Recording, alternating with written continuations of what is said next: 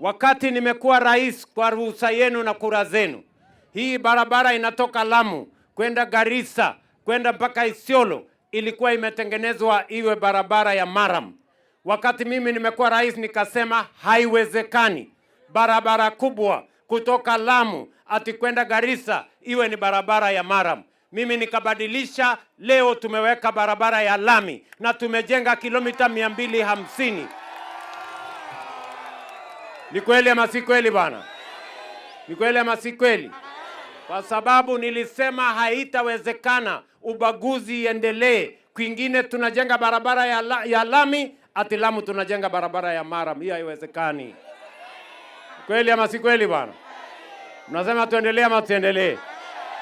Nilikuwa hapa juzi, nikaenda nikaanzisha barabara ya kutoka Mtangawanga kwenda mpaka Kizingitini. Hiyo barabara saa hizi imeendelea. Mimi nimefika hapa tena leo. Hii barabara yenu hii ya vumbi, si namna hiyo? Kutoka kule showground kupitia hapa kona hii mnasema inaitwa nini?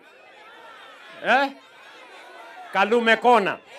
Hapa Kalume kona iende mpaka ishikane na barabara kule, barabara kubwa. Kutoka kule barabara iende mpaka shule yenu hapa ya Hindi Primary. Na zile zingine zote, hizo barabara kilomita 12 naanzisha leo, ndani ya mwaka moja itakuwa barabara ya lami.